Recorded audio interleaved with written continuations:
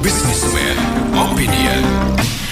Inilah Businessman Opinion. Kejaksaan Agung menetapkan Direktur Utama Pertamina Patraniaga Rifa Siahaan sebagai tersangka dalam kasus dugaan korupsi tata kelola minyak mentah dan produk kilang pada Pertamina Subholding dan kontraktor-kontrak kerja sama tahun 2018 hingga 2023. Pertamina Patraniaga diduga membeli Pertalite untuk kemudian dioplos menjadi Pertamax.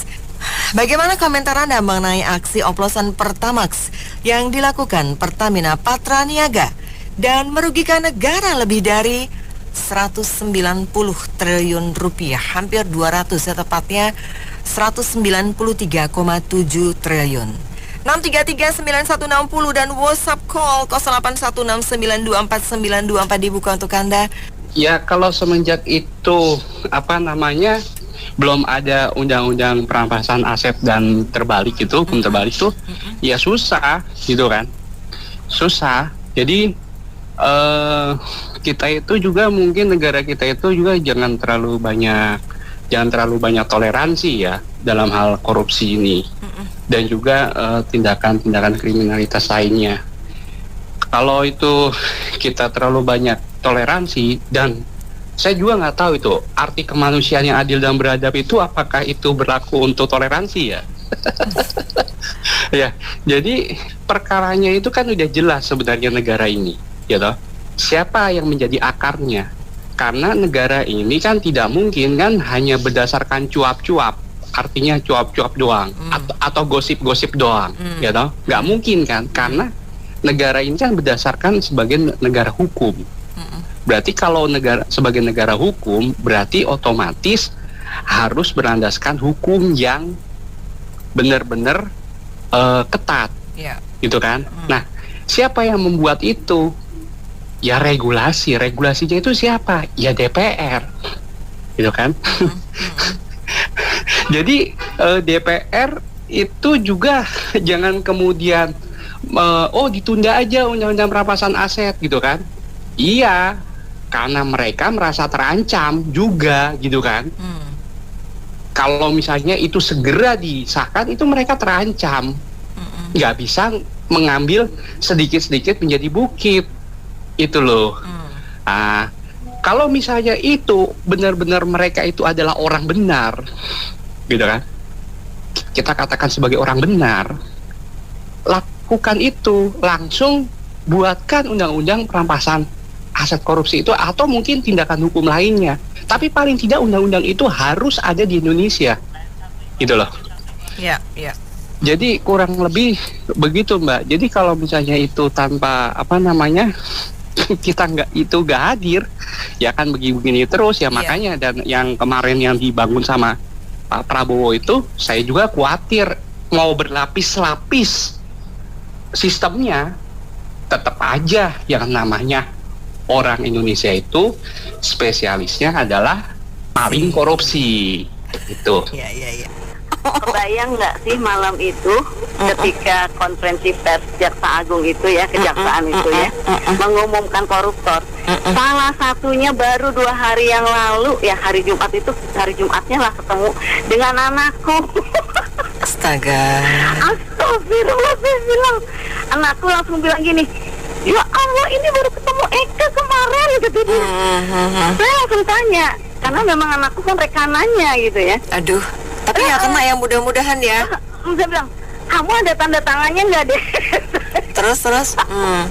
Dia bilang gitu, enggak mama, itu cuma dampingin aja katanya. Eka jangan kan tanda tangan, muka Eka aja nggak mau kalau dijadiin apa profil atau apa, itu enggak kata gitu kan. Eka cuma di sini ke sebagai karyawan, sebagai staf yang diminta untuk mendampingi gitu. Oke. Terus ya Allah, saya bilang gini deh, kamu kalau kelarin wisuda kamu, saya bilang, karena kan belum diwisuda, aku kan baru semester akhir. Mama minta kamu masuk ke perusahaan asing seperti mama. Atau kabur aja dulu. Selama di Indonesia masih bisa terbuka, Indonesia dulu. Iyalah, betul. Dan deket sama mamanya ya. Oke, lanjut. Mamanya ada di perusahaan asing, mau pikir lebih aman, saya bilang gitu kan. Rekanan dengan BUMN, dengan BUMD, yang sering kali terjadi yang dikorbankan orang-orang kecilnya. Itu loh yang selama ini yang jadi pengalaman mama. Contohnya pagar bambu. Siapa tersangkanya? Sekdes, kepala desa. Iya kan? Itu. Jadi mama bilang, udahlah, kamu mundur, kamu pindah, kan bilang gitu. Jadi luar biasa negeri ini. Siangnya dibentuk lembaga yang katanya untuk menarik investor, yang katanya biar percaya. Apanya yang percaya? Di hari yang sama pengumuman ini ada, Nen. Lalu kita mau percaya gitu rakyatnya? Ya mimpi sepertinya. Bagaimana investornya, wong kitanya jadah distrust. Gitu loh. Jadi nggak usah mimpi terlalu tinggi lah bangsa ini. Perbaiki dulu regulasinya, selesaikan nih undang-undang perampasan aset, pembuktian terbalik. Mungkin orang percaya. Lihat beberapa bank yang masuk, beberapa BUMN yang masuk di Danantara kemarin terkoreksi sahamnya. Ya kan? Ini menandakan masih tanda tanya. Dan ada nggak target untuk Danantara itu berapa tahun mencapai target itu? Seperti perusahaan kita kan juga ada target dong. Nggak ada perusahaan bebas kapan aja, kan nggak ada target. Lalu kalau gagal, ada nggak yang berani? Jangankan untuk memproses, nyolek aja kayaknya nggak berani. Yang ada di situ, ya. Jadi ini benar-benar dirugikan ya. Make yang subsidi dipermasalahkan, yang non subsidi juga ditipu kita. Ya, pakai yang sel atau pipo katanya nggak nasionalis. Ada yang produk dalam negeri. Rakyat kebagiannya salah terus. Tapi bagi yang benar-benar cinta sama pejabat selalu benar. Gitu loh. Kita yang disalahin terus. Ya, coba lihat, ada kan komentator yang selalu membenarkan pejabat. Oh, begini begitu, mahasiswa begini begitu. Ya, Anda turun ke bawah baru tahu apa sih yang dirasain orang bawah gitu. Benar-benar ketipu. Ketika kemarin pengumuman ini, anakku bilang, tuh kan, Eke bilang apa? Jangan pakai Pertamax, Mama. Kayak Eke dong nggak pakai kan? Emang dia nggak pakai? Oh gitu. Anakku nggak pakai. Anakku sel pakai. Oh iya sih, kalau di Jakarta sih memang kita masih tersedia yang lain ya, tapi nggak nasionalis loh. Masih ada, Jakarta masih banyak pilihan. Tutup yang paling mengagetkan ketika salah satunya ketemu dia 2 hari yang lalu. Iya. Mudah-mudahan pokoknya. Mudah-mudahan nggak ada kaitannya. Amin ya Allah. Bener-bener ya, doain aja Nek. Semoga yang niatnya baik tetap dilindungi. Karena kan yang tahu baik buruk yang kuasa ya. Karena aku cuma kerja kan gitu loh. Dia cuma kerja, dia nggak tahu apa-apa. Cuma kadang-kadang kita lihat saja kasus Tom Lembong. Itu yang kena siapa? Rekanannya kan. Ada nggak yang lain selainnya? Nggak ada. Jadi memang negeri ini berani nyasar ke bawah gitu. Lalu apa yang kayak sekarang ini, berani nggak lebih ke atas? Nggak, saya yakin nggak. Itu konglomerat akan bilang gini, udah lu tutup mulut ya, keluarga lu gue tanggung, asal lu diem baik ya, oke? Paling gitu. Itu jadi ya gitu ya, prihatin, sedih, sekaligus mengkhawatirkan. Ya, makasih. Gini, kalau semoga kita itu kejaksaan nggak masuk angin gitu. Soalnya kan selama ini itu banyak koruptor, apalagi uangnya banyak, itu lobby ke istana itu banyak jalan. Dulu kan bapaknya udah lobby kan lewat ketua DPR. Akhirnya walaupun presidennya udah teriak-teriak, akhirnya kan lolos. Karena memang koruptor itu pasti punya kaki tangannya ke sana, larinya ke penguasa gitu. Semoga Pak Prabowo itu nggak masuk angin gitu. Karena kan dia pasti mau lewat anaknya, lewat istrinya, mau lewat teman-temannya. Mungkin ini bisa lewat partainya gitu. Karena kan dia kan ketua umum partai. Karena kan kalau di bulan kita emang itu semua BUMN itu ada penyakitnya, ada pemainnya gitu. Itu pasti itu ada pemainnya, mau Bulog kayak mau Pertamina kayak itu ada pemainnya masing-masing. Nah, itu kelihatan sekali, tapi nggak tersentuh hukum. Karena hukum kita itu kalah dengan penguasa. Ya wajar lah kalau di perusahaan negara tuh pasti pada korupsi. Kenapa saya bilang begitu? Ya karena kalau mau masuk ke BUMN aja itu saudara-saudara semua yang pernah masuk, Bu. Percayalah. Ini karena apa? Saya ngomong begini. Anak saya tuh lama di BMX ini ya, di gas itu ya. Itu melalui jalur sendiri aja dia tuh bisa masuk dia. Untung dia bisa masuk ke BUMN gas negara itu ya. Terus dia bilang sama saya, dia bilang, kamu masuk sama siapa katanya? Digituin. Ya saya bilang, nggak mau sama siapa, tapi dia nggak percaya. Dia bisa masuk sendiri gitu. Di situ kalau mau tahu ya dia yang bekerja di situ nanti ya, omnya nanti kawin sama siapa gitu situ ya. Jadi dia ya beranak cucu gitu. Makanya kalau orang luar tuh susah kalau buat masuk ke BUMN dengan cara ada sih ya, cuman agak susah gitu. Untungnya anak saya mujur bisa masuk.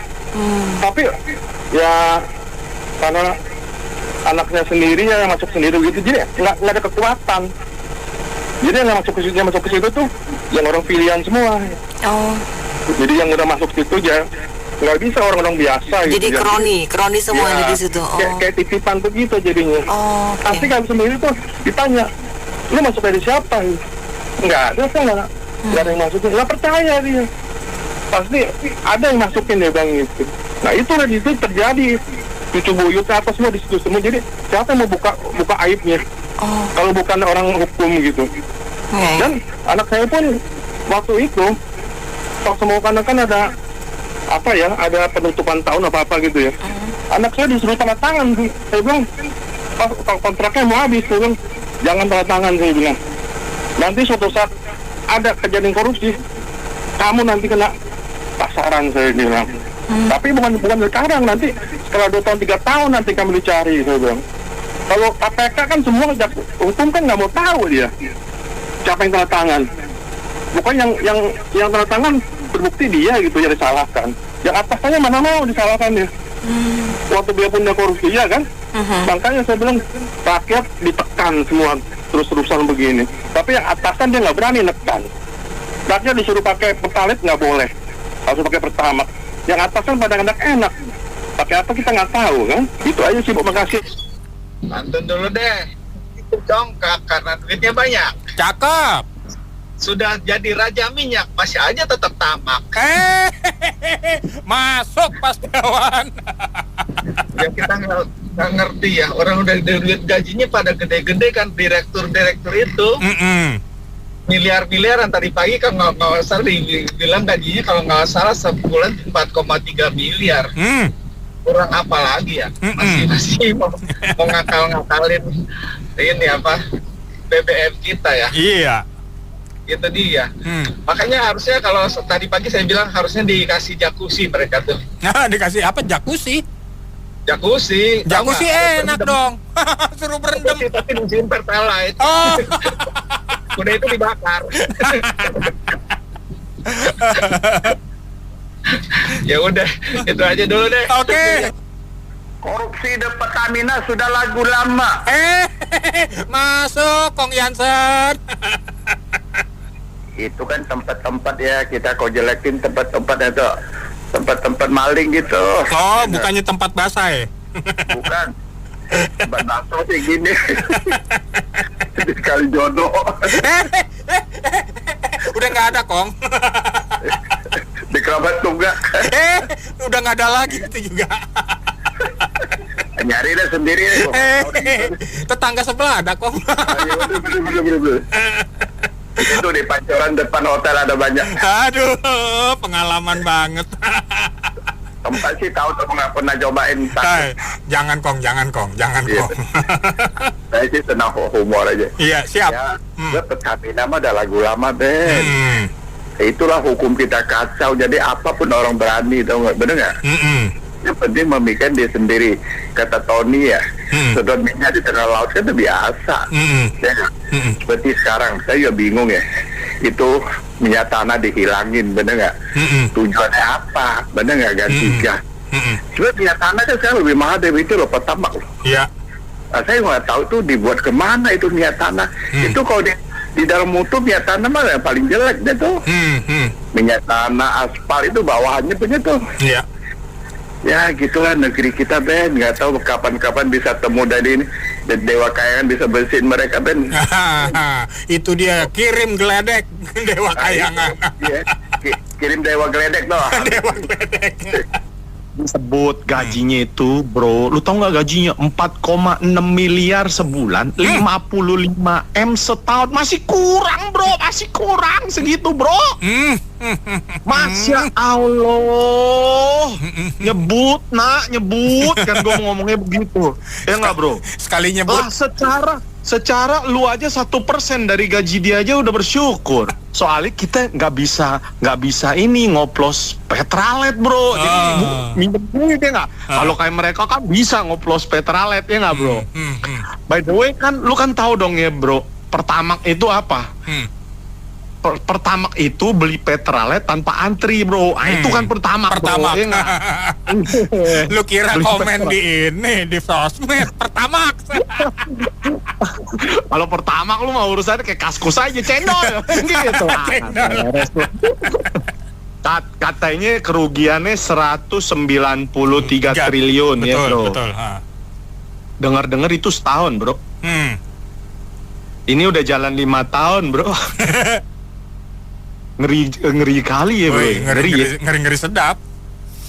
Gua akui dan itu ngalir cuman ke sebagian orang. Gila luar biasa. Menurut gua Pertamina itu cuman satu contoh.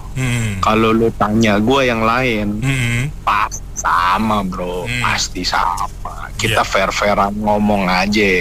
Yang jadi pertanyaan gua, ini ujungnya bisa ditangkap apa kagak? Kan gitu bro. Iya. Enggak. Tuh Pertamina nih petugasnya mampus lu pada, ya enggak? Yang happy kan yang lagi bapaknya itu lagi di luar, ya enggak? Bapaknya kan enggak tersentuh dari dulu. Sekarang juniornya ikut-ikutan. Waduh. Buah jatuh tak jauh dari pohonnya ya bro ya. Rumahnya udah diperiksa kan? Anaknya udah, bapaknya kan dari zaman dulu kagak kecolek-colek bro. Yoi. Lu kayak kakak tahu aja. Makanya kalau kita bilang oknum penegak hukum, kalau oknum jumlahnya sedikit, kalau banyak namanya mabes bro, enggak? Mangga besar. Nyari bubur dong kita. Nyari bubur. Aduh. Jangan yang lain-lain bro, kita ngomongnya yang begini aja ya. Iya, benar. Sekarang yang jelas ini menurut kita ini Petral dibuatnya di Indo. Kalau kemarin Petral udah dibubar, ternyata Petral masih ada, ya nggak? Kalau mau tahu modusnya, itu di medsos banyak dah tuh, ya nggak? Gue nggak perlu cerita, ya nggak? Dan gue kayaknya nggak perlu ngajarin Prabowo lu mesti bagaimana, ya nggak? Intinya ini kita tunggu ada hukuman nggak sampai ke biang-biangnya, ya nggak? Betul. Masalahnya ini bukan cuman hal oplos mengoplos bro, ya nggak? Ini nih dari hulu sampai hilir. Kalau oplos mah, lu beli tabung gas 3 kilo, lu tuang ke 12 kilo aja lu di penjara bro. Iya benar. Lah ini se-Indonesia Raya lu kibulin, ya nggak? Pertamina pakai ngomong sama orang bodoh kali. Nggak ada pale lu peang, ya nggak? Kayak ngebohongin orok bro, baru lahir, ya nggak? Buktinya kan banyak mobil yang rusak. Kita fair ngomong aja. Iya. Mau apa? Bisa digugat nggak tuh Pertamina? Kita tanya. Pak, ya dong. Iya. Gue jadi bingung. Apakah kita butuh Kim Jong Un bro? Soalnya nih korupsinya udah nggak ketulungan bro. Oke, siap. Gila ini udah rusak. Lu kita semua pada protes ngelihat Alphard minum petralet, ya nggak? Ya ilah dia sebanyak-banyaknya setengki berapa liter ke? Nah yang ini 7 orang se-Indonesia Raya bro. Lebih ganas dia daripada Alphard sama Mercy bro. Yang isi petralet, yang ini sih ganas. Gua bingung cara hukumnya kayak bagaimana nih buat orang-orang begini. Kenapa? 55 M setahun masih kurang. Masih aja lu masih mikirin yang begini. Buat gua mendingan lu pada ke laut aja lu. Gua heran nih bro. Kenapa ya? Ini baru kemarin peresmian inaugurasi Danantara, tiba-tiba muncul Pertamina ini. Padahal ini kejadiannya udah diakumulasi dari 2018 loh sampai 2023 itu. Iya kan? Pertanyaan besarnya kok tiba-tiba dimunculin. Nah, gue berpikirnya optimis aja bro. Optimisnya kenapa? Gue pikir ini Prabowo sama itunya udah kuat banget. Mereka kayaknya niatnya udah berantas korupsi bener ini bro. Oke. Ya. Ini kan yang sisi optimisnya. Ya. Yang kalau yang asumsi negatifnya juga boleh-boleh aja ntar yang lain. Jadi gue pikir ini kesempatan sama beliau. Dimunculin lah, ya kan? Anaknya si Richard Khalid itu dulu kan. Betul. Anaknya kan ya namanya ya bener lah, pohon buahnya kan jatuh nggak jauh ya. Nah dimunculin nih. Nah kita sekarang suarakan supaya ini prosesnya bagaimana dan pembuktian nanti jaksa penuntut dan lain-lain seperti apa. Lanjut sampai hukumannya seperti apa. Apakah ini momentum buat Prabowo untuk menunjukkan kepada masyarakat bahwa mereka udah mulai serius atau enggak gitu loh. Ya kan?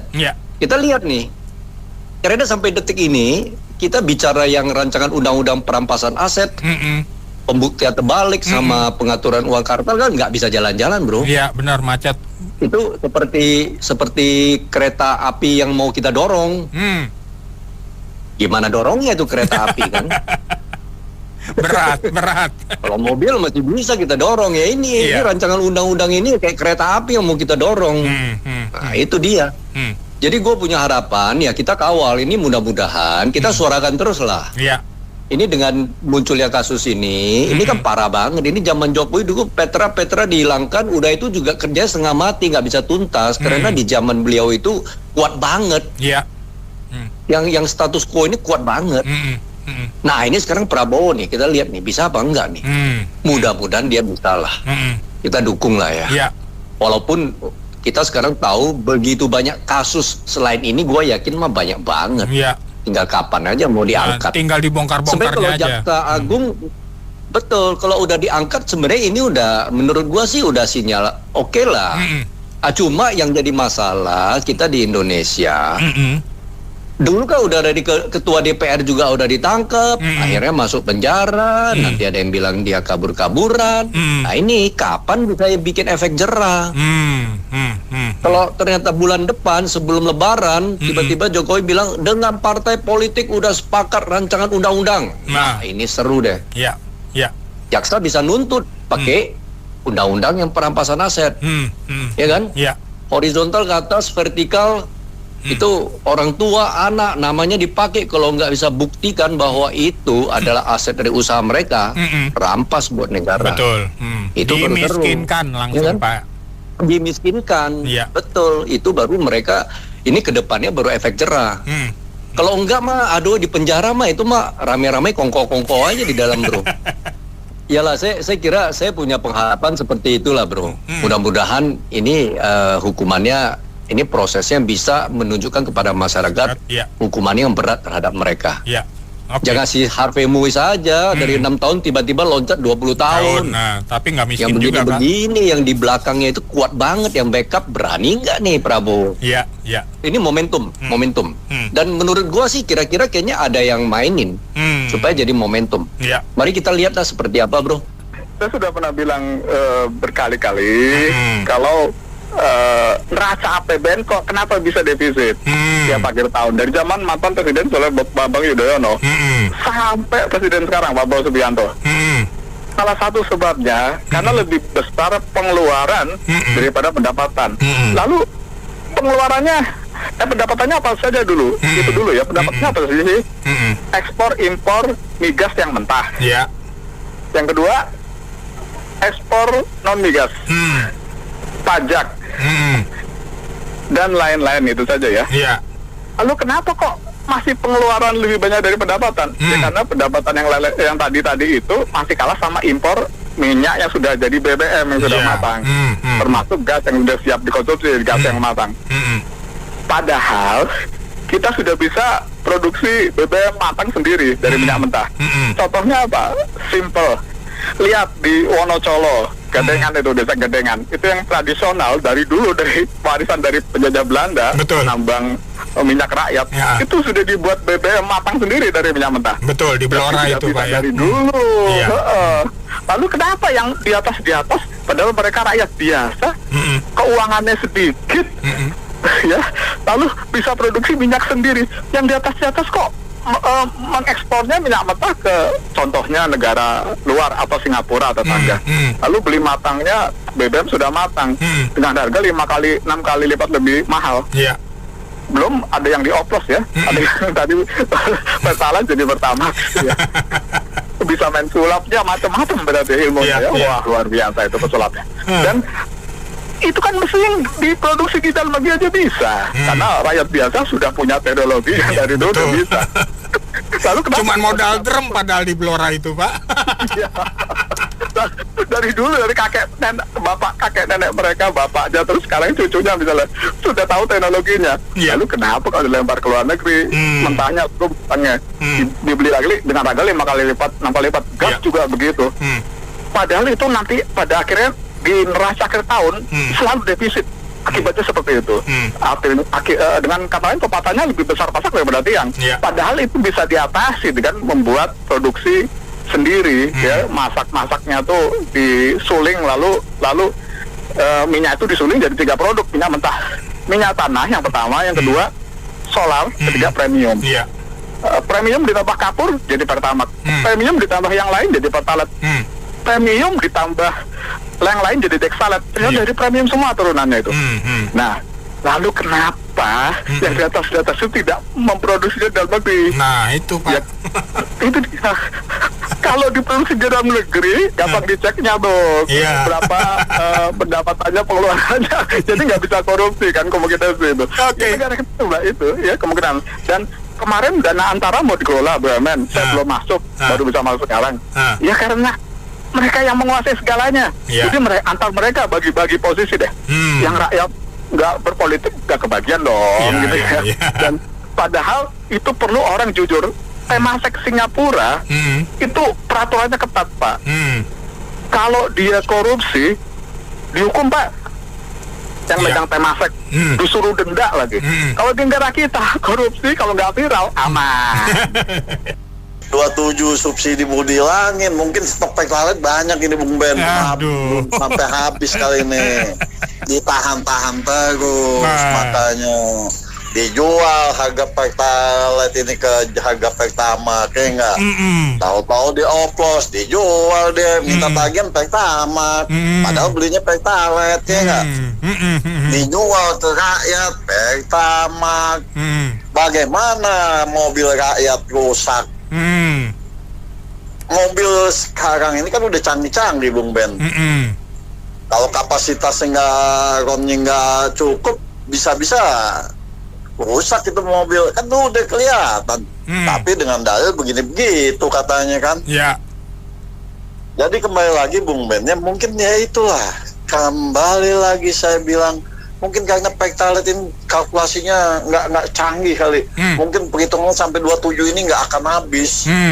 Nah mereka jual lah. Jadi kembali lagi mereka itu pusing bagaimana menghabiskan pertalite ini. Jadi yang main dia juga muak, kita ngeliatnya kaget. Enggak? Ya dia aja yang main. Sanduaranya. Waktu kemarin katanya udah dihilangin, kok ada lagi. Nongol lagi namanya. Nongol lagi. Jadi pemain sulap kita ini canggih-canggih sekarang ini. Ya enggak? Rakyat kayaknya dibodoh-bodohin. Sebenarnya yang bodoh itu siapa? Mereka kan. Masa pertalite di opos pertamax. Coba kalau kayak jelata kayak LPG kemarin 3 kg langsung dimasalahin kan. Diangkut, diciduk langsung. Coba yang kayak begini. Tapi mereka bisa create juga. Wah, jadi kembali lagi Bung Ben. Kita tunggu lagi dagelan selanjutnya. Apalagi yang akan dipermainkan dengan segelintir manusia ini yang haus dengan uang ini. Dengan kekurangan uang ini dia menikmati. Dan kita menunggu juga Bapak Prabowo lah. Bapak Prabowo ini rakyat, presiden yang dipilih oleh rakyat dan di backup kok sama rakyat. Ajukanlah ke meja hijau. Setuju Pak. Pokoknya Kalau yang tanpa pandang bulu, satu disikat, majukan ke meja hijau, terbukti di meja hijau, Indonesia akan hijau. Semuanya tidak akan bisa ada yang bermain lagi kalau udah memang benar-benar kelihatan. Gitu saja Bung Ben. Oke. Pantun dulu Bung Ben. Dilanjut kalau gitu Pak. Ada satelit, ada Petramas. Cakep. Ada Pertalite dioplos Pak jadi Pertamax. Dioplos Pak Pertalite dengan Pertamax, kalau harganya jadi Pertalite sih nggak masalah.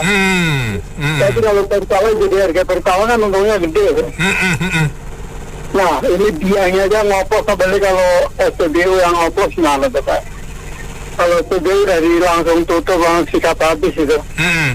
Jadi biangnya nggak ngoplos itu. Ya. Cuma masalahnya bukan soal ngoplos, misalnya ngoplos bagian kecil daripada perlakuan mereka ini. Itu kan seolah-olah mengecilkan proses dalam negeri dan harus impor. Yang pertanyaan besar kan di importnya itu. Iya betul Pak. Maksud saya kalau bisa sih ini langsung diungkap, dibongkar mulai dari petrol. Kan petrol mah diusut KPK belum jelas ya, atau gimana nasibnya. Mau itulah dibongkar, kalau perlu minta tolong Iwan Fals. Suruh nyanyi bongkar. Benar. Ini baru bagian Pertamina nih, mungkin uangnya nggak seberapa. Coba kalau dan antara begini, kan uang segitu dianggap kecil kalau dan antara kan. Ini mengerikan di negara kita nih. Oke. Dan itu sudah lama berjalan, apalagi dari Petrol lah ya. Itu salah satu perusahaan itu ya, dan kita mungkin masih banyak kita nggak tahu. Kita serahkan aja pada ahlinya supaya ini. Kalau KPK sih harapannya kecil lah. KPK kan ngurusnya yang kecil-kecil, yang 600 juta itu heboh banget. Kalau yang gini kan nggak tahu apa-apa dia. Saya kembali ke Jaksa Agung aja lah. Gregetan sih emang. Ada lagi yang nggak tahu lah, ini ada statementnya, ini ada hubungannya sih, nggak ada statementnya si Opung itu atau gimana, nggak ngerti lah apa dia sudah baca-baca ada indikasi ini. Tapi yang pasti kan gini, setiap hal yang ada nempel ada di pemerintahan, di lembaga-lembaga terkait atas rekomendasi, atas bukan kong kali kong ya, atas dealing lah ya. Sebelum jauh-jauh hari siapa yang mau jadi, nanti kamu jadi apa, kamu jadi ada. Kalau emang ada penyimpangan, penyalahgunaan, bagusnya yang rekomendasi juga terkait ini harus siap mempertanggungjawabkan juga. Kenapa Patra Niaga harus begini, harus begitu. Jadi nggak bisa yang bersangkutannya, organisasinya, tapi yang meng-create, yang menjaga juga saya rasa juga patut di bagian dari pertanggungjawaban. Saya rasa itu kontrol kelembagaan yang berulang saya sampaikan, coba deh lembaga-lembaga independen diselipin di setiap BUMN, jangan pakai uang negara supaya tidak ada kepentingan di sana. Saya rasa itu. Tadi saya dengar lagi, barusan dari medsos saya dengar itu rapat dengar pendapat RDP dengan komisi berapa DPR itu pejabat Pertamina membantah tuh, bukan oplosan katanya. Iya. Jadi apalagi yang harus blending istilahnya Pak. Iya, itu kan bingung ya. Kalau memang permufakatan, ya mohon maaf nih, permufakatan jahat itu dilakukan, harusnya diproses aja secara hukum lah. Karena banyak selain pemerintah yang dirugikan, dia kan ngambil barang juga ke luar negeri itu untuk dimakap ya, dijual di Indonesia juga, sementara yang produksi dalam negeri itu ditahan gitu loh. Ini kan cukup berbahaya ya. Selain negara dirugikan, kebohongan publik pun terjadi di berbagai penjuru pelosok tanah air. Nah ini harus diklarifikasi secara betul gitu loh. Jangan ditutup-tutupi. Karena seorang direktur ya dengan gaji yang cukup aduhai, saya kira waduh, jarang orang bisa mendapat jabatan tersebut ya. Tapi masih kurang aja dengan keadaan seperti itu, kan harusnya bisa dipertanggungjawabkan, berbuat baiklah untuk bangsa kita gitu loh. Ya kan, dengan jumlah yang cukup aduhai, majukan Indonesia, toh nama Anda dikenang. Jangan berbuat sesuatu yang bisa menimbulkan chaos untuk kepentingan pribadi gitu loh. Saya kira ini ke depannya nih, kalau Pertamina nggak punya transformasi kilas balik antara pimpinan dan bawahan, saya kira akan berlanjut terus gitu loh.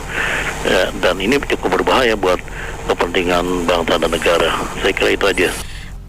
Ini sebenarnya sih kalau melihat kondisi yang ada, sebenarnya sih ini adalah permainan permainan menarik rente lah. Artinya begini, si pemain ini kalau kita lihat ada dari Patra Niaga, ada dari kilang, ada dari shipping kan, ada 3 bagian di luar swasta. Biasanya sih mereka tuh markup ya, belinya markup. Kemudian yang belakangan itu ada minta tambahan fee untuk shippingnya, untuk transportasinya gitu. Jadi seperti itu. Dan kalau kita lihat jumlah 193 triliun ya, itu mungkin total volumenya lah, nilainya semua. Tapi kan di situ ada pembelian crude, ada pembelian produk, ada jasa shipping gitu kan. Jadi itu angka bulat semua gitu ya, seperti kayak kasus timah 300 triliun itu adalah angka kerugian lingkungan gitu. Sebenarnya sih kalau kita lihat realnya itu paling main di markup ya dan fee gitu loh. Jadi disitulah mereka bermain lah. Ya biasalah, ada punya posisi yang bisa mengatur-atur ya, nanti diaturlah dia dapat semacam kickback dan seterusnya gitu.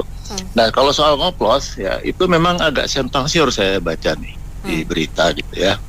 Kalau misalkan beli RON 90 terus dioplos jadi 92, itu bagus, kalau RON-nya naik itu bagus. Tapi sekarang ini ya RON 90 itu beli di luar, impor tuh sulit karena udah sejak lama refinery atau kilang-kilang yang ada di luar itu minimal dia udah RON 92 gitu loh. Makanya saya agak masih kurang jelas nih, ini simpang siur gitu loh. Ya jadi sebenarnya ya saya nggak tahu juga itu kan, ini kan Kejaksaan Agung ini juga beritanya kan mungkin juga dari sumber-sumber yang ahli-ahli lah, tapi mungkin disampaikan secara umum dulu gitu. Jadi saya pikir kalau mau lihat berapa yang ditilep gitu ya, yaitu main di markup dan di fee aja gitu. Yang lain-lain sih nanti kita lihat aja gitu. Terima kasih. Rakyat Indonesia seharusnya sedih dan benar-benar miris ya melihat tingkah pola dari pemimpin-pemimpin perusahaan yang notabene merupakan milik negara BUMN. Nah, kita melihat bahwa ini hanya segelintir. Pertamina yaitu dari dulu, kemudian PLN. Kalau PLN saya melihat sendiri bahwa koil-koil yang besar truk, koil kabel itu pecah sedikit saja dianggap NG, dianggap askir, langsung sudah dikeluarin menjadi barang rongsok.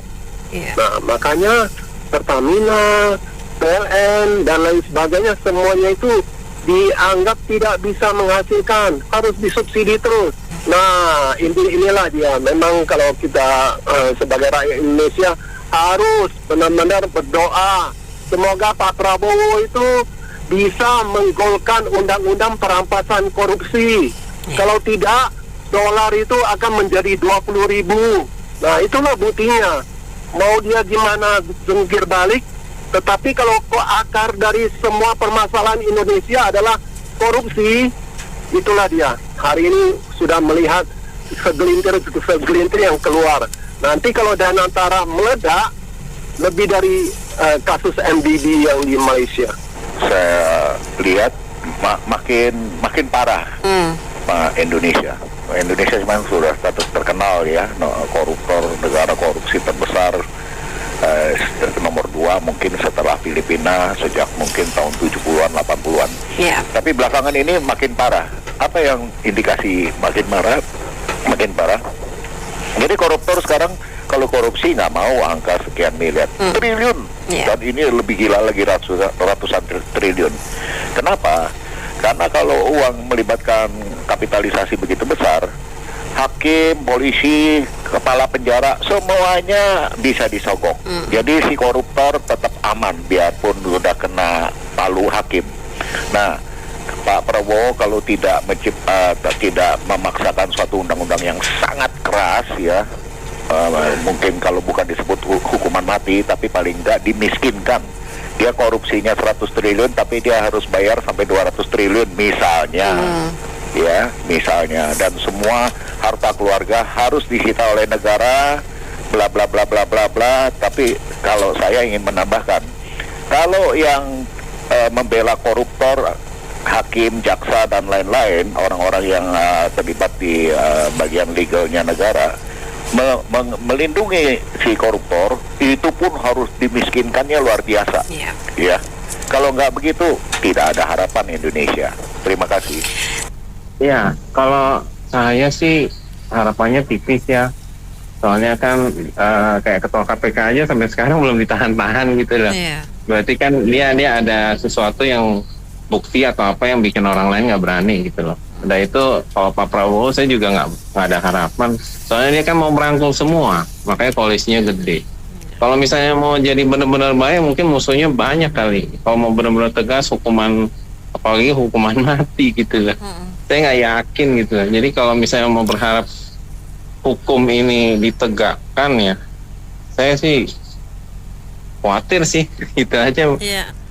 Ya ada loh, apa sih kalau saya komentarnya itu ya, kan katanya dari tahun 2018 sampai 2023. Iya, sebenarnya yang dirugikan itu masyarakat yang konsumsi Pertamax atau negara. Kalau yang dirugikan negara, terus masyarakat itu duitnya kemana? Yang ini kan saya pemakai Pertamax dari tahun 2019. Berarti kan sudah 4 tahun ya. Itu kerugiannya berapa tuh? Coba. Iya betul. 4 tahun kali 1.300 hari. Misalnya minimal berapa ribu kerugiannya? Itu coba. Itu kerugiannya itu minta ganti ke siapa tuh? Gimana? Saya kadang-kadang berpikirnya gini, sebentar-sebentar atau sedikit-sedikit kerugian negara, sedikit-sedikit kerugian negara loh.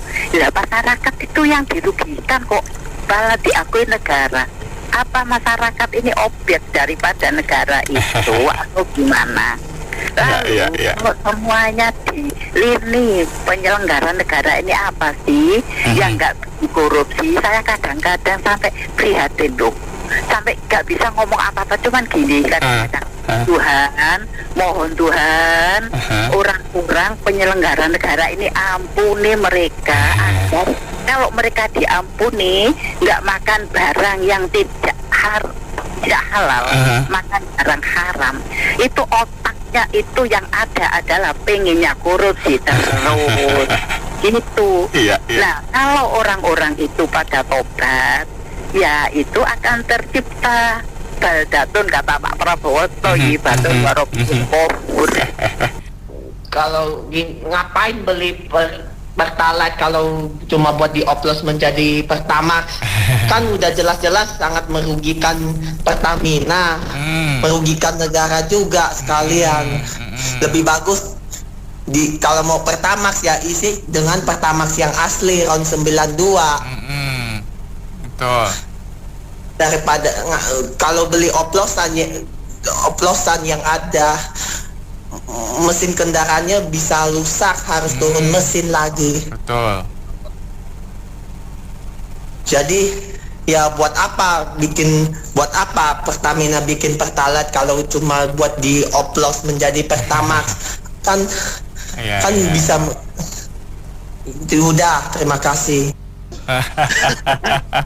Prabowo kembali, Pak Rijak Khalid bermain lagi. Iya, sekarang anaknya. Iya, itu kan warisan korupsi. Masih sama ya. Diwariskan ke anaknya nih. Iya. Ini luar biasa karena apa, di Indonesia ini memang usaha pertambangan ini kaya semua. Iya, semua. Betul. Menurut anak saya yang jadi pelaut, itu banyak kan orang kalau di perusahaan-perusahaan tambang itu orang kaya semua, kaya semua. Oke. Nah, itu kan anak saya kan di pelaut bagian kapal niaga. Nah itu luar biasa, dia bilang kalau orang mau cepat kaya itu di dunia tambang.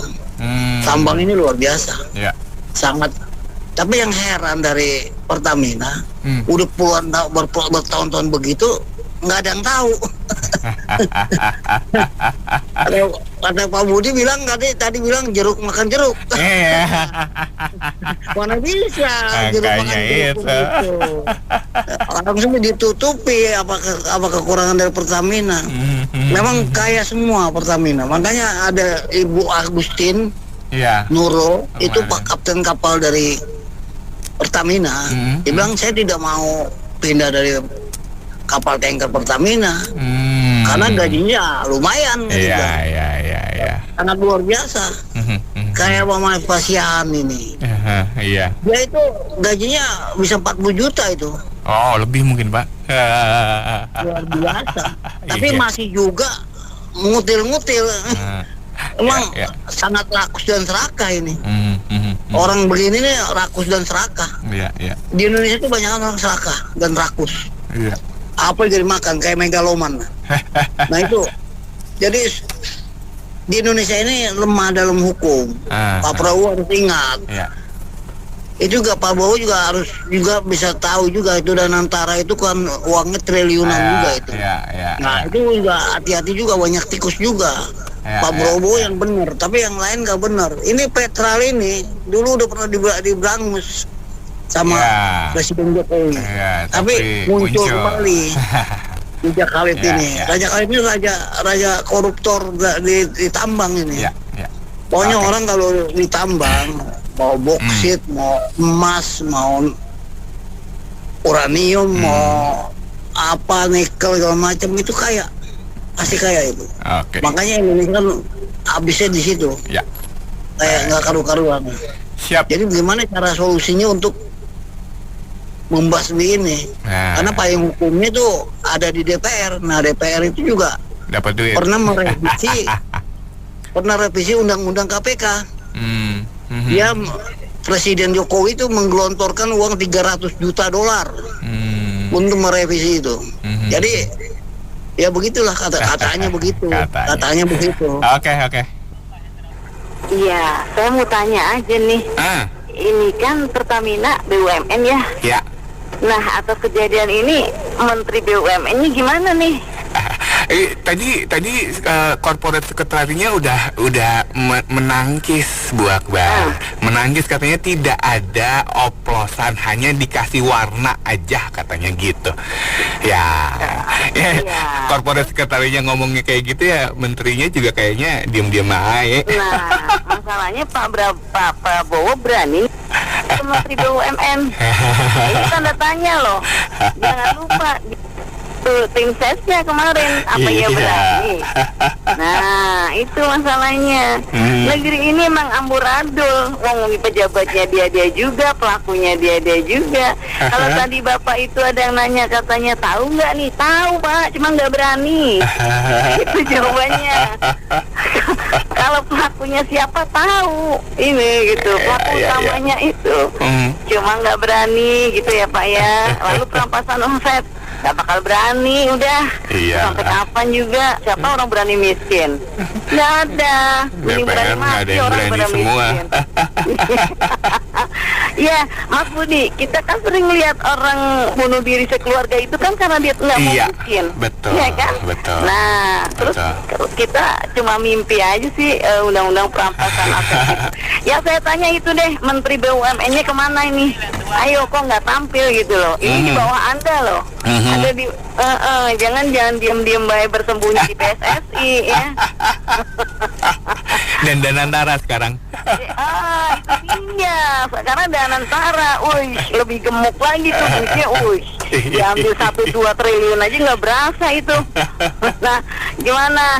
Nah, Bapak Presiden juga nih. Kalau mau menyisir ini nih, disisir nih, dia koruptor ini gitu, dan orang kecil ya. Gitu sih. Oke, terima kasih. Makasih bagi.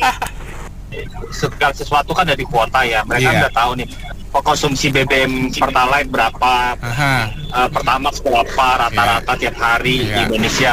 Gak mungkin tiba-tiba sekonyong-konyong misalkan Pertamax yang misalkan konsumsinya bisa 1 juta liter per hari tiba-tiba jadi 1,5 juta. Nah kan kita sempat lihat kan kemarin hilang kan Pertalite. Iya, kan? betul. Banyak sekali pom bensin yang kita lihat tuh Pertalite nggak ada. Akhirnya orang beralih ke Pertamax yang ternyata KW gitu. Ternyata Pertalite yang dioplos. Nah ini Indonesia ini parahnya gitu, Mas Budi. Segala sesuatu korupsi itu udah terstruktur, terorganisir dari atas sampai ke bawah. Jadi bukan dibilang oknum lagi, tapi udah instansi, departemen, bahkan divisi. Ya itu kenapa seperti itu? Karena mereka itu untuk menghidupi dan menjalankan partai. Tujuan menjalankan partai ada apa? Untuk melanggengkan kekuasaan. Nah itulah bahayanya Indonesia ke depannya. Saya rasa Indonesia ini suram. Benar, Indonesia gelap itu benar-benar terjadi, Pak. Karena udah parah sekali. Kemarin kan saya sempat dengar tuh ya Rena Kazali ngomong, dia membandingkan Indonesia itu dengan Malaysia yang paling dekat aja lah. Untuk menempuh 48 km tol dari Malaka ke Johor itu cuma menghabiskan dirupiahkan itu 185.000 tolnya. Di Indonesia berapa? Untuk ke Semarang, ke Jawa, ke Surabaya dengan kilometer sama itu 480.000 Mas Budi. Bayangkan ekonomi Indonesia itu biayanya besar sekali. Jangan heran investor itu nggak mau investasi Indonesia karena dari hal hitung-hitungan tol aja kita udah paling mahal 3 kali lipat untuk barangnya kan yang lain. Bahkan untuk BBM di Malaysia itu separuhnya daripada Indonesia. Nah, sekarang gimana orang mau investasi untuk armadanya itu bisa jalan atau apa? Kalau di Indonesia itu apa mahal? Kenapa mahal? Karena ada terstruktur dan terorganisir korupsinya. Gitu aja Mas Adi. Untuk yang Danantara juga ya kemarin ini sempat membuat IHSG kita kolaps itu sampai seminggu berturut-turut. Itu kenapa? Karena dulu kan aset pengelolaan BUMN itu dikelola oleh RUPS ya, Rapat Umum Pegangan Saham. Itu kan di situ dana kelebihannya mau kemana, keuntungannya mau kemana. Sekarang apa ditentukan oleh pemerintah. Nah, sekarang ini investor-investor itu menyimpan duitnya ke saham-saham di Indonesia itu kenapa? Karena berharapkan dividennya ada dari RUPS ya, digelontorkan untuk dividen. Sekarang kalau dikelola pemerintah gimana? Pemerintah akan menentukan dividen ini saya nggak mau dipikirkan buat dividen, tapi saya buat kelola dibilangnya investasi atau apa nggak lari investor? Iya, betul. Kalau pemerintah yang ngelola, dia mau buat apa aja bisa. Hilang mau dimanapun dia bilang bisa. Dividen digunakan untuk hal yang lain yang akibatnya akan hilang. Gitu aja. Jadi jangan harap Indonesia ke depannya akan lebih baik. PT Pertamina pertama diambil PT pertama dulu itu Petronas diambil alih ke Pertamina. Yang selanjutnya saya mau menceritakan kisru dari Indonesia ini, dari telur ayam aja pun dioplos, Pak. Ada telur ayam ras Arab itu. Kalau Bapak teliti dalam satu loyang, itu pasti ada diselip-selipin 3 atau 2. Karena kalau populasi dari ayam ras itu sendiri yang disuplai 100%, perusahaan nggak akan untung. Itu yang pertama. Saya tahu di belakangnya siapa. Indonesia ini juga banyak kisru-kisru yang lainnya, Pak. Dari itulah kita menuntut Pak Prabowo setegas-tegasnya, sebijaksananya, integritasnya kita tuntut. Bagaimana dia itu menciptakan teks amnesti dan perampasan aset undang-undang itu dilaksanakan segera. Karena kalau nggak dilaksanakan segera, di semua sektor lini ini akan mengancam keberadaan Indonesia Raya yang kita cintai ini. Ya kan, Pak? Dari situ kita lihat kecelakaan angka tertinggi pun bisa terjadi suplai dari gross Pertamina itu sendiri tidak standar lalu lintas yang dikuasai kendaraan bermotor sekarang, mobil, truk angkut jasa, motor dan lain sebagainya. Ini juga kan mengancam keselamatan manusia kalau seumpamanya pengawasan BPOM maupun pihak industri menjalankan usahanya nggak sesuai pada prosedur tata kelola migas yang berlaku. Artinya juga kita juga perlu pahami bahwa departemen seperti Departemen Perhubungan yang seharusnya uji kelayakan emisi dan oktan rendah di bawah 0 berapanya itu kan harus ada razia khusus setiap waktu-waktu tertentu, yang seperti penelpon sebelumnya tadi pagi saya dengar itu. Begitu juga kelayakan dan lain-lain sebagainya, kilometer listrik saya rutin diperiksa. Tapi kalau bagian hal-hal yang lain yang banyak mengerugikan masyarakat luas khususnya, itu saya rasa Indonesia perlu pembenahan jauh kalau kita mau menjadi negara kedua. Ini kita kalau dari dulu jadi negara ketiga terus, artinya kita nggak naik-naik kelas dan kita tua di kelas jadi lama-lama itu Pak Budi. Ya kan Pak Budi? PDB kita juga, PDB kita cuma 4.500 itu aja naik turun seumpamanya. Kalaupun holding itu dijalankan, tetap aja kalau nggak dari hukumnya nggak dibenahi, sama aparatur sipilnya juga dibenahi, SDM kita juga nggak di-upgrade ke tingkat yang elektronik lebih tinggi. Mungkin begitu lebih tepatnya Pak Budi. Terima kasih. Terima kasih. Ya, akhir-akhir ini saya gandengkan Menteri ESDM dengan Pertamina, dengan KPK.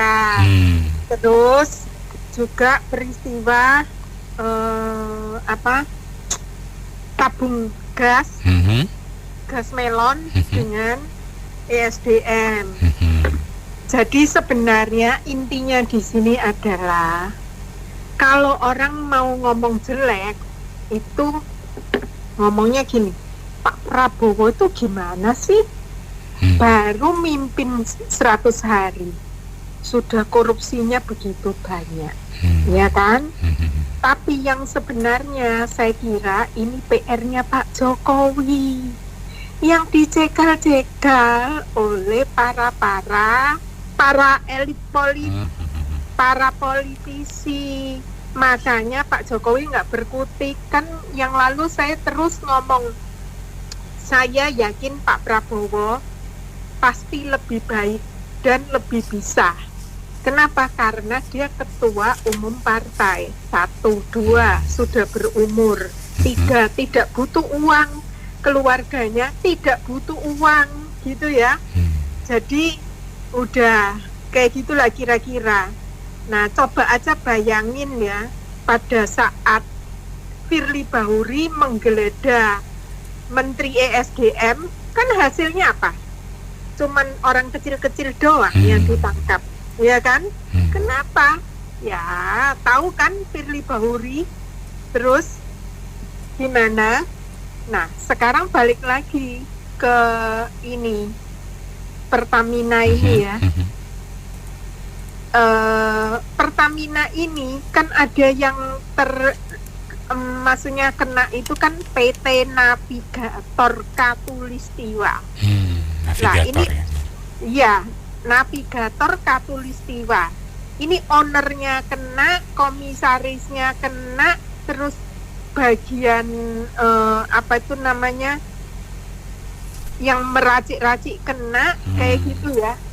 Tapi yang saya heran kenapa di Telkom yang lalu BTS itu kok bosnya nggak kena ya, kok cuma direksi aja yang kena. Jadi sebenarnya di sinilah ini nih ada garis gitu ya, garis yang nyambung gitu loh. Lah coba aja bayangin ya, ini yang namanya PT Navigator Katulistiwa itu yang punya adalah anaknya Rizal Khalik. Sementara Rizal Khalik itu tahun 2015 sudah dibubarin, tapi masih ingat peristiwanya si Rizal Khalik ini ke apa?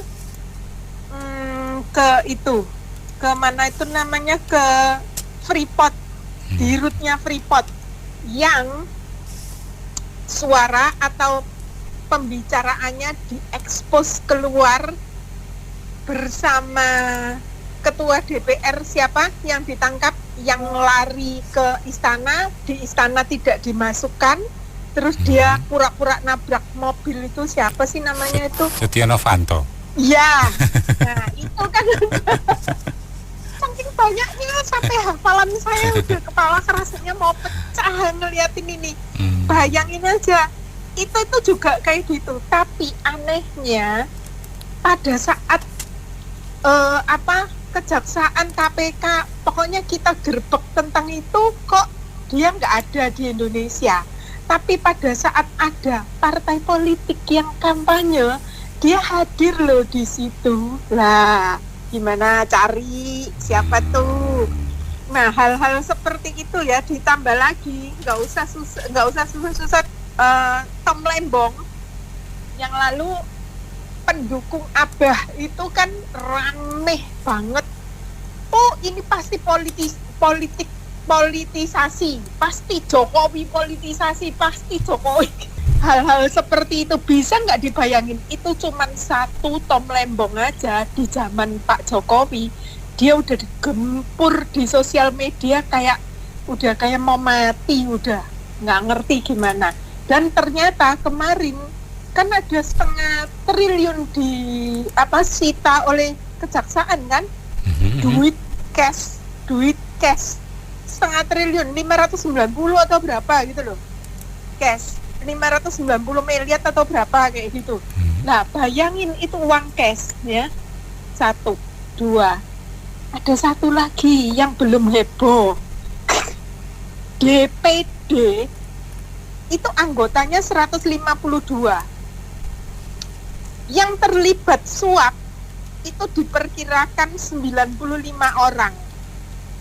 Mendingan kalau suapnya gede, I'm so sorry, bukan saya ngenyek ya, cuman 15.000 US dollar per orang. Jadi berarti cuman berapa, 300 jutaan Bung Anto. Sorry, bukan ngenyek Bung Anto, tapi DPD RI loh Bung Anto. Dari 152 ini yang diduga itu sudah 95 orang yang nerima 15.000 US dollar. Oh my god, itu kira-kira gimana ya? Nah, jadi nggak usah heran deh kalau Pertamina ini dari dulu zamannya Soeharto, putra-putri itu kencing di tengah laut, sekarang kencingnya di kota. 1, 2. Orang-orang kan maki-maki itu sama ini sekarang ini lagi ada yang maki gini, kenapa itu Bung Erick Thohir kok nggak mundur gitu ya, padahal kan terlalu jauh SDM-nya ada kok Bung Erick gitu ya. Nah, saya nggak bela gitu ya, tapi ya faktanya kayak gitulah gitu ya. Terus ditambah lagi satu lagi yang baru ini, melon ini ya, tahu nggak sekarang lagi ada video viral oplosan itu nggak tanggung-tanggung Bung Anto, 1 truk melon ditaruh di gudang garasi kayak garasi gitu, dioplos 1 truk, bukan 10 tabung, bukan 20 tabung. Jadi di sini tolong ya masyarakat yang mengatakan, alah walaupun orang kaya yang beli melon paling cuman berapa biji sih. Lah, ini bukan masalah orang rakyat yang beli melon, tapi kalau negara terus-terusan tombok kepada para tengkulak yang menghisap uang negara, bayangin ya, ini contohnya kayak Pertamina ini kan, bayangin 190 berapa triliun, let's say 200 triliun itu per tahun. Selama ini yang ketemu adalah 2018 sampai 2023, 5 tahun, berarti 1 triliun, hampir 1 triliun. Itu yang ketahuan, yang nggak ketahuan, yang belum ketahuan. Makasih.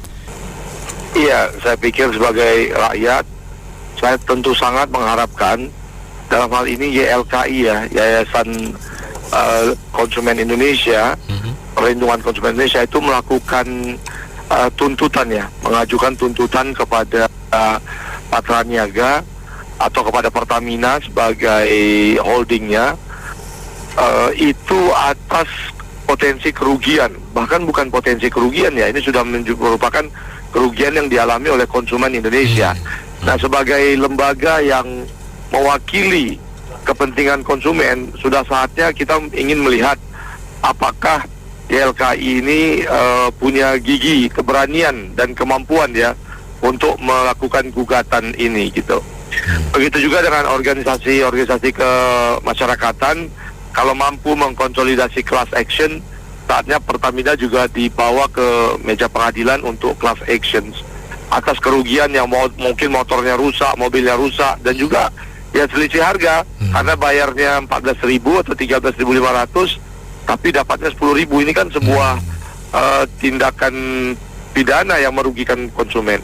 Yang kedua tentu KPPU ya, Komisi Pengawasan Usaha, ini juga harus membawa Pertamina ke pengadilan karena dalam konsep pengawasan persaingan usaha ini kan Patraniaga adalah subsidiary atau anak perusahaan jaringan vertikal daripada Pertamina. Nah, bagaimana Pertamina melakukan pengawasan kepada anak-anak perusahaannya atau subholding bahasa mereka itu? Tentu karena dia adalah satu-satunya atau mempunyai market share yang terbesar di antara semua pom bensin, dengan posisi dominannya dia telah menyalahgunakan posisi dominan tersebut, dan itu melanggar undang-undang persaingan usaha. Sudah selayaknya semua direksi Patraniaga dan barangkali ya direksi Pertamina sebagai entitas induk itu dipenjarakan atas hal ini. Kalau tidak maka percuma undang-undang BUMN yang baru yang memperbolehkan korporat itu dipidana dan termasuk direktur dan komisarisnya ternyata tidak dijalankan. Oleh karena itu mohon KPPU, Bapak Ketua KPPU dan manajemen KPPU, begitu juga dengan YLKI, ini adalah kesempatan Anda untuk eksis sebagai pembela keadilan, penegak kebenaran atas konsumen yang Anda wakili. Terima kasih. Ya, kalau begitu, kalau saya pikir selama ini salah sasaran. Salah sasaran terus, Pan. Katanya yang pakai nanti apalah mobil kaya lah apa segala macam. Jadi maksudnya saya tuh Pak Luhut mulai sekarang mesti turunin bensin, bukan dinaikin. Baru impas tuh. Belum kerusakan yang tadi Bapak itu bilang. Bagaimana bilang mau naikin, malu apa enggak? Diturunin supaya hilang gengsinya. Betul nggak? Semua orang pakai jadi seneng, jadi tadinya dirugikan, sekarang nggak dinaikin malah diturunin. Itu baru hebat. Makasih ya. Kalau kita harus tahu bahwa saya udah pernah ngomong juga kemarin itu bahwa Pertamina itu dari zaman dulu sampai sekarang siapapun presidennya itu bancakan, begitu dia jadi presiden bancakan pertama pasti Pertamina, itu udah pasti dan itu sudah rahasia umum.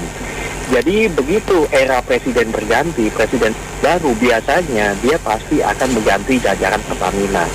Kecuali kalau orang-orangnya memang orang-orang dia, ya dia nggak kayak. Tapi kalau bukan orang-orang dia akan singkirkan dan akan ganti dengan orang-orangnya. Jadi menyingkirkan ini, bukan artinya dia pengen bersihin, bukan. Cuma ingin ganti dengan orang-orang dia karena Pertamina Pertamina adalah bancakan utama dari setiap presiden. Siapapun presiden yang bersih, yang kotor, yang bersih, yang ini, yang ono, sama aja, semuanya sama.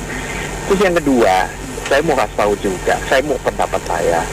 Kita harus tahu bahwa ini sekarang terjadi pertarungan politik yang gede sekali antara mantan presiden dengan ketua partai. Jadi kalau kita tahu, kalau kita telisik lebih lanjut, di Pertamina ini ada ada keponakan mantan presiden 2. Kemudian di Jaksa Agung itu terafiliasi dengan Partai Anu. Jadi kita lihatin aja kalau pertarungan ini pertarungan antara dua gajah ini. Nanti kita lihat aja masih akan menurut saya akan tetap muncul lagi yang geger-geger kayak gini akan tetap muncul lagi. Kecuali somehow bisa Pak Prabowo bisa damaikan atau gimana. Jadi kita tunggu aja. Yang jelas semua pasti megang kartu masing-masing.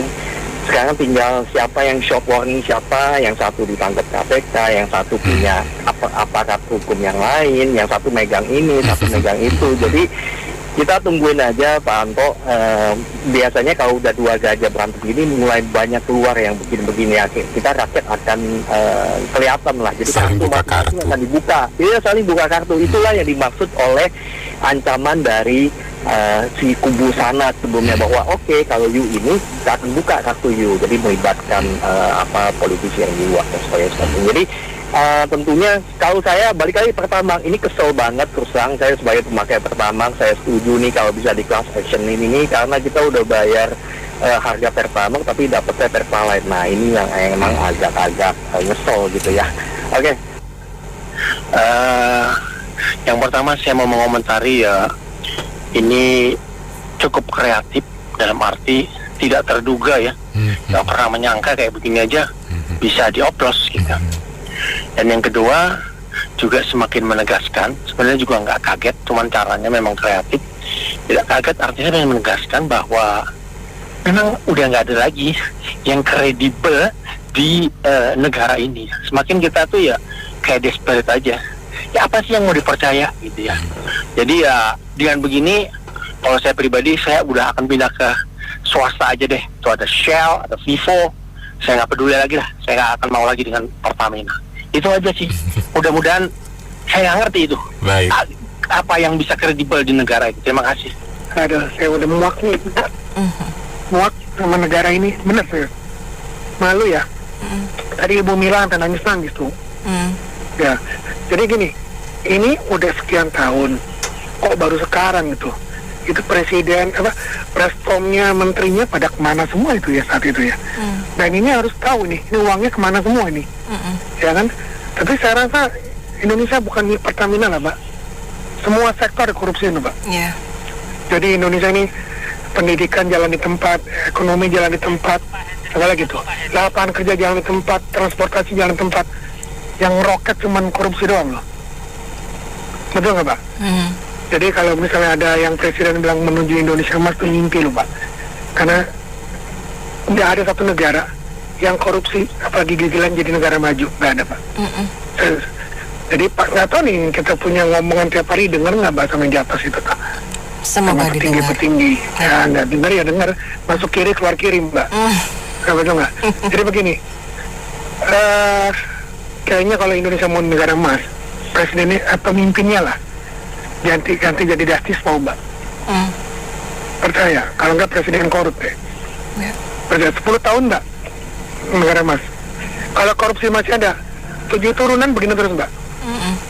Terus kasihan ya rakyat, Mbak. Aduh pusing saya. Bener, apa perlu people power? Kalau people power jangan artis tertentu yang diserang, koruptor tuh diserang tuh. Ya, mau gimana ini? Nggak ada mikirin kita loh, Mbak. Nggak ada tuh. Merosot ekonomi, pembangunan tetap jalan di tempat. Apalagi semua yang bagus-bagus jalan di tempat. Yang meroket cuma korupsi. Nah yang penting-pentingnya mikirin ini enggak, Mbak. Yang dipikir cuma diri sendiri, keluarga, ya mungkin partai. Ya bukan, ya, semua orang udah tahu lah, Mbak. Ya. Ya, kasihan ya, Mbak ya. Kasihan ya. Iya. Oke, sabar ya Pak Hasan. Satu kalimat, Mbak. Ya. Satu kalimat. Nggak ada negara maju bisa maju korupsi. Nggak ada. Setuju. Keterlaluan, benar-benar. Tapi tadi ya udah begitu banyak teman-teman berkomentar, termasuk Ibu Mila, semua berkomentar itu isinya daging semua. Cuma bagi saya daging itu sebenarnya daging yang udah terjadi. Artinya yang dikomentarin itu prosesnya lah, di dalam lah segala macam. Saya percaya yang lebih amburadul dari itu pun masih banyak. Persoalannya apa di negara kita? Persoalannya dari jaksa penuntut prosekutor untuk negara, jaksa KPK, polisi segala macam, mereka menuntut, setelah menuntut terjadi persidangan dan lain-lain, ujung-ujungnya hukumannya itu tidak berat. Sehingga yang terjadi apa di negara kita? Yang mau jadi orang benar pun akhirnya nggak bisa jadi orang benar. Karena di dalam setiap organisasi, di dalam setiap perusahaan, di dalam setiap negara, saya percaya itu ada 10% orang benar. Ada 10% orang yang tidak benar. Sisanya 80% itu ngikut. Kalau 10% orang benar ini nggak bisa maju atau bersuara, yang 80% itu akan menjadi orang yang tidak benar. Atau putih dan hitam. Yang 80% itu akan ikut menjadi abu-abu kehitam-hitaman. Inilah yang terjadi di negara kita. Jadi solusinya apa? Sampai detik ini saya tidak tahu, tetapi yang terus-menerus yang kita utarakan yaitu rancangan undang-undang perampasan aset, pembuktian terbalik, dan pengaturan uang kartal. Ya. Minimal apa tujuannya? Si jaksa penuntut, entah jaksa KPK, entah jaksa agung, entah dari kepolisian, mereka ada pasal-pasal itu yang bisa mereka tuntut kepada si koruptor yang menghilangkan uang negara itu dengan merampas aset mereka. Dan yang dirampas aset yang mereka nggak bisa memberikan pembuktian terbalik bahwa ini dari usaha mereka. Bahkan di dalamnya juga cantumin sampai nama anak, nama orang tua, satu garis vertikal, satu garis horizontal. Sebab terlalu banyak kita dengar. Apakah kita kurang dari zaman dulu itu ketua DPR juga ceplos masuk ke penjara kok? Wong sekarang mereka yang di penjara hahaha aja, apalagi dengar kita sis. Makanya kita nggak usah tegang-tegang lah sis. Siap.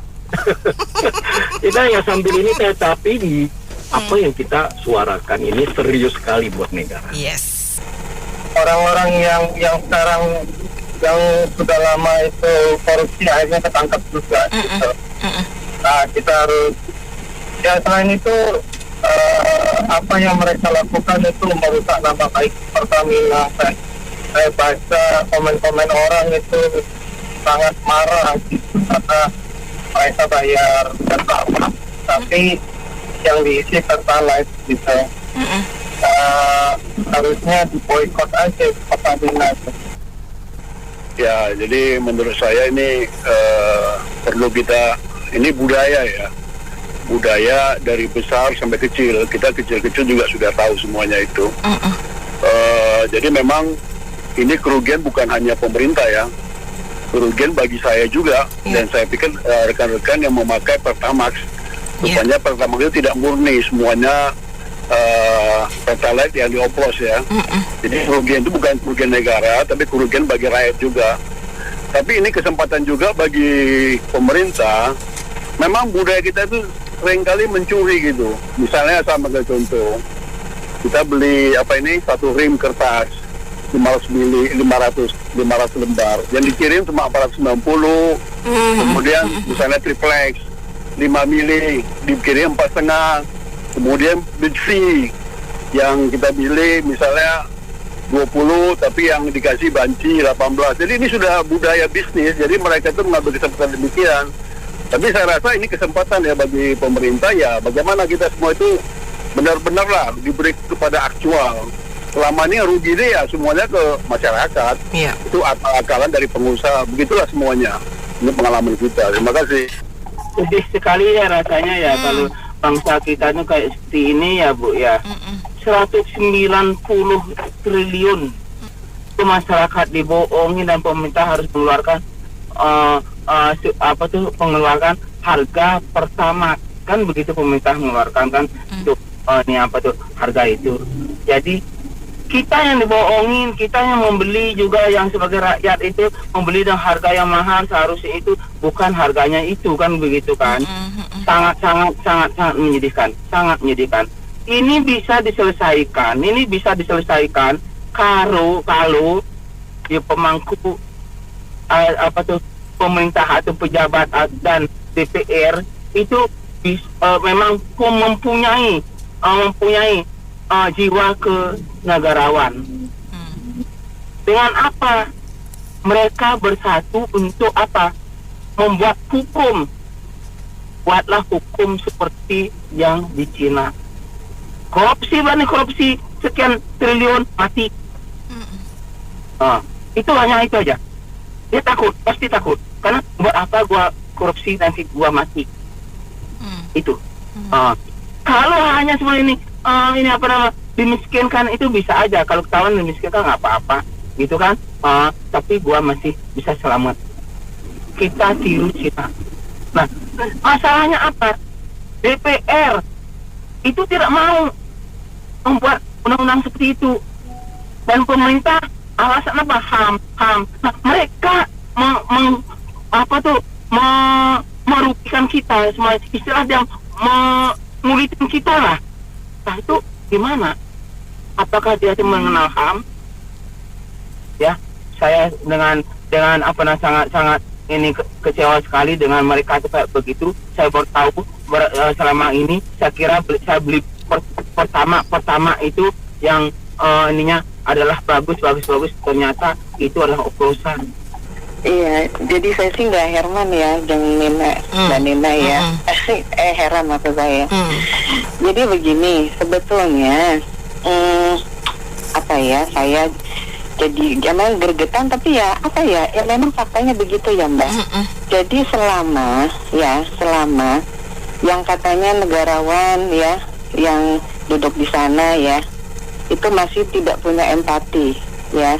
Itu kalau secara Mbak, sahabat saya ada seorang psikolog, itu kalau seseorang sudah hilang kepedulian ya, hilang empati ya kepada sesamanya, itu masuknya mungkin ya tanda kutip ya, bukan sakit jiwa ya, gangguan jiwa.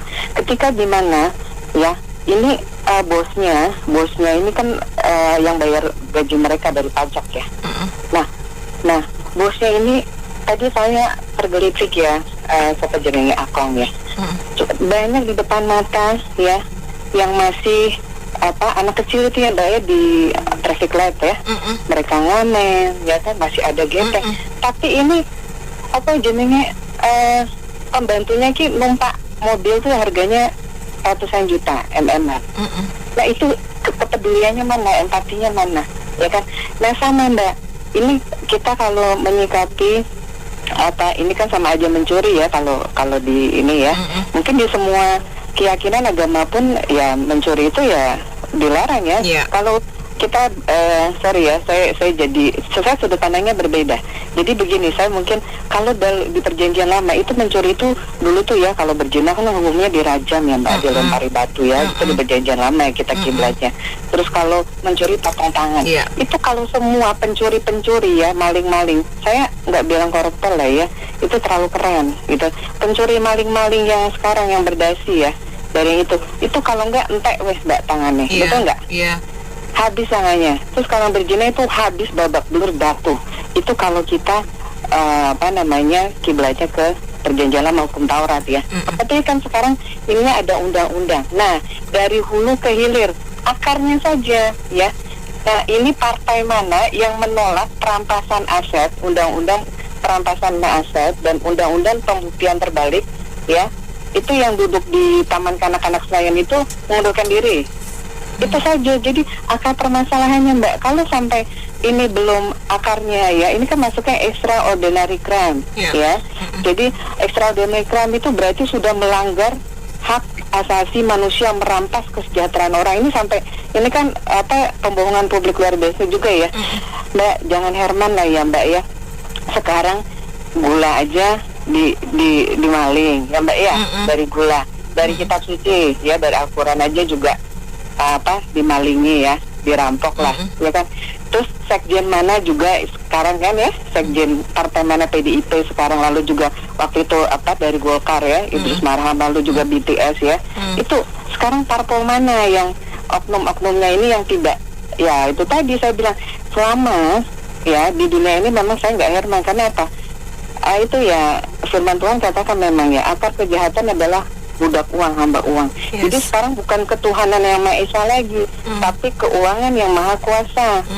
Ya, jadi saya sih nggak heran selama ya akar permasalahannya tidak diselesaikan, yaitu undang-undang perampasan terbalik dan perampasan aset dan pembuktian terbalik. Nah, selama partai politik yang di Taman Kanak-Kanak Senayan itu tidak mau ya, karena mungkin nanti jebakan Batman buat mereka sendiri ya kan. Itu sampai kapanpun, sampai tahun gigit kuda, mungkin sampai Tuhan datang kedua kali, itu sama aja Mbak ya. Sama aja yang kita bahas ya, bolak-balik kesetrikaan seperti ini gitu. Jadi saya sih nggak Herman ya. Jadi apapun ya, kalau misalnya dikasih ya mungkin ya Indonesia ini memang ya itu tadi hobi spesialis itu ya. Spesialisnya masih mencuri. Karena apa? Karena mencuri itu kadang kan ya Mbak, kalau rakyat kecil karena kelaparan. Ya kenapa mereka lapar? Ya karena haknya mereka yang seharusnya mereka bisa kebutuhan pangan, sandang, papan terpenuhi, itu yang perampok-perampok berdasi masih serakah, ya kan? Sudah mungkin sudah istri cantik satu, masih kurang, ya dah 2, 3, 4. Gimana mereka nggak mencuri, gitu loh. Jadi ini karena apa? itu tadi hamba uang, budak uang dan keserakahan. Jadi wis wetenge gendut wis iki engko jebol iki balet. Jadi saya nggak Herman, Mbak. Sama angka permasalahannya tidak ini. Jadi sekarang partai mana yang menolak itu itulah. Ya. Jadi itu mereka bukan negarawan, mereka tidak pro rakyat. Sekarang yang partainya Wong Cilik aja sekarang juga tersandera juga ya, yang ngakunya membela Wong Cilik. Semua partai hampir semua, Mbak. Oknum-oknumnya. Jadi ya akar permasalahannya dulu. Dari kita melihatnya secara komprehensif ya, dari hulu ke hilir. Akar permasalahannya kalau belum ini dibuat, ini extraordinary crime ya. Itu kan ada klasifikasi bandar narkoba, teroris dan termasuk maling-maling korupsi ini ya. Itu ya tidak akan selesai sampai kapanpun, karena mereka itu tadi tanda kutip, mereka bukan sakit jiwa tapi gangguan jiwa, karena mereka tidak punya empati, tidak punya kepedulian. CSR saja yang seharusnya peruntukannya untuk orang yang membutuhkan ya Mbak ya, mungkin fakir miskin ya, yatim piatu, disabilitas, itu saja mereka masih bagi-bagi kok di taman kanak-kanak Senayan. Apa kurangnya mereka coba? Gaji udah dibayar rakyat, bener enggak? Karena serakah. Mungkin yongko nggo selire sing kepiro ngono lho, selire sing kepapat kelima ngono toh. Nah itu ya, jadi ya saya sih Mbak ya kita berkaca lah ya. Jadi kan ibaratnya kalau Wong Jawa filosofinya kita mampir ngombe di sini. Iya betul, setuju. Ya, mampir ngombe. Ya, jadi ya itu saja mungkin. Jadi jangan Herman lah. Jangan Herman, J. Ya. Ini memang sangat surprise. 190 triliun ya, itu bukan angka yang kecil. Nah, kalau menurut opini saya, ini ya Pak Prabowo harus berani memberikan hukuman yang memang setimpal, karena dengan triliun, di mana kalau kita compare dengan yang bertindak seperti mencuri telur atau mencuri sesuatu itu, hukumannya bisa lebih berat, 7 tahun. Ya. Nah, sementara ini 130 triliun, ini kan nyawanya masyarakat Indonesia. Nah, jadi itu benar-benar sangat merugikan negara dan masyarakat seluruh Indonesia. Ini kalau hanya 5 tahun, saya kira ya tidak ada satu keadilan dihukum. Nah, ini harusnya kalau bila perlu sikat semua dia punya harta. Ini menurut opini saya, keadilan hukum di negara kita ini sangat tidak punya satu kepastian. Nah, ini 193 triliun itu masyarakat Indonesia masih banyak yang miskin loh. Kalau itu dibantu ke masyarakat miskin, betapa bahagianya ya masyarakat sebagai warga negara Indonesia. Saya kira itu opini saya. Terima kasih. Beliin mesin fotokopi orang aja Bu. Itu terus Pak Ahok tuh kinerjanya di copy, tapi jangan rumah tangganya ya, nanti penduduk jadi meledak. Di cloning aja ya, di cloning Pak Ahok ya. Iya, cloning aja. Bu, ini kan Pertamina itu kan istilahnya perusahaan yang nasional, sangat besar, sangat tua gitu ya. Kok baru ketahuan setelah kena 190 triliun? Itu yang terlibat berapa banyak, Bu? Sementara baru 7 tersangkanya, baru 7 ya. Kan aneh kalau cuma 7. Pelaksana di lapangan itu kan juga pasti tahu kan. Nah, itu koordinasinya bagaimana? Kan aneh sekali. Berarti ini BUMN yang lain tanda tanya juga ini Bu. Ini karena kasusnya banyak yang komplain Pertamax bermasalah. Coba kalau enggak, lewat aja, ya kan? Gitu Bu. Berita itu tadi kan amblesnya 2% lebih. 2,4% ya? Ya, 2,4% itu baru terjadi akhir-akhir ini kan. Nah, dulu-dulu saya ngikutin dari 2015 nggak pernah sampai anjlok kayak gini. Yang seperti kayak gini ya pernah sih sekali waktu COVID sampai di trading halt waktu itu karena ambles di bawah 5%, lebih dari 5% ya kalau nggak salah, dihentikan sementara. Jadi ini tahu sendirilah respon marketnya seperti apa. Terus untuk yang kali ini ya sebetulnya kalau baru ketahuan itu ironi ya Kak Nina ya, karena kita untuk bahan bakar itu kan memang dibutuhkan oleh masyarakat luas, masyarakat banyak. Seharusnya itu kan jadi serba susah. Di peraturan paling tingginya kita di Undang-Undang Dasar itu memang kan yang menguasai hajat hidup orang banyak harus dikuasai oleh negara gitu kan. Nah, tetapi ternyata kualitasnya seperti ini. Lebih beres kalau misalnya pasar itu dibiarkan terbuka, walaupun istilahnya nanti kalau benar-benar terbuka banget nanti dikira kapitalis kali. Tapi memang kita harus akui swasta itu jauh lebih baik itu kualitas layanan maupun kualitas produknya. Nah, masalahnya kalau saya di daerah seperti ya sebut merek ya Kak Nena ya, ada Shell, ada AKR, itu belum masuk ke sini. Di Jakarta memang sudah ada pom bensinnya beberapa. Di Semarang belum ada ya? Belum ada. Jadi mau tidak mau kita dipaksa untuk menggunakan Pertamax rasa Pertalite itu kan. Nah, terus yang menjadi awareness harusnya adalah tadi yang disampaikan Pak Sanders kan ada ini ya, biasanya kita kan ada uji acak ya, random, uji petik, sampling, uji petik ya.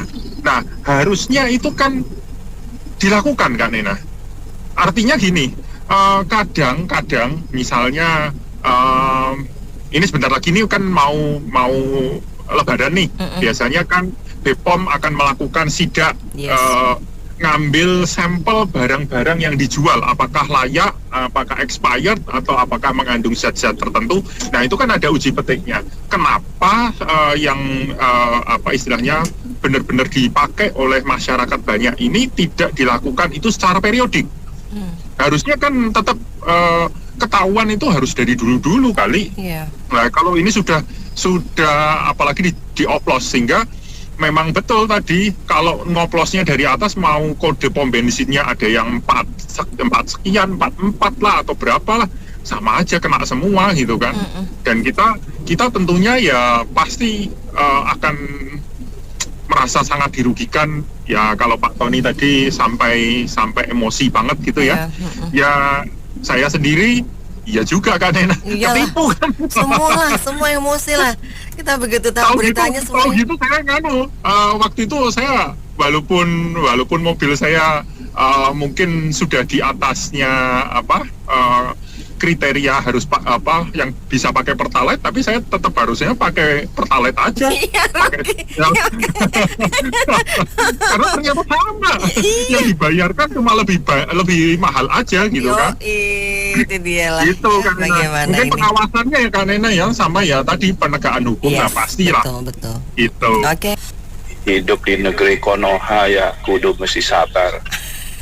Amin.